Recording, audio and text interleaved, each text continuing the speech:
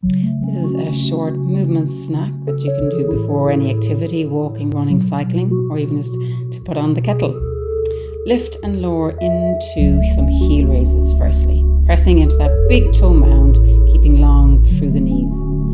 Lengthen the spine by hugging the back of the hairline inside that hairline upward, pressing into the big toe mound and keeping the pelvis underneath the rib cage.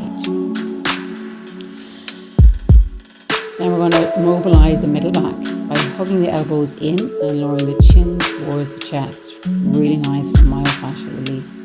And engaging that middle back and shoulder blades by reaching forward from the shoulder blades, keeping the elbows long, pressing into that big toe as you lift and lower the heels.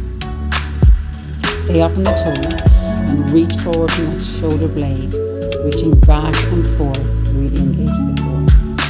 Moving into a hip hinge, hands on the worktop, sending the pelvis back, keeping the spine long.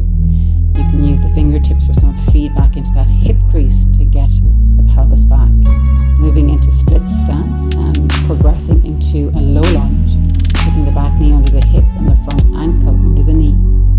You can modify this by placing a block under the back knee, lifting and lowering, lifting and lowering. You can repeat this on the other side. Add in a middle back rotation by placing your hand down beside your front ankle. You can place your top hand to the hip, the shoulder, or reach it into the sky. Release the jaw and release the side of the head for a neck release. And turning around so your back is to the worktop, take a couple of steps forward. Hip hinge here, sliding that tailbone back to press against the worktop.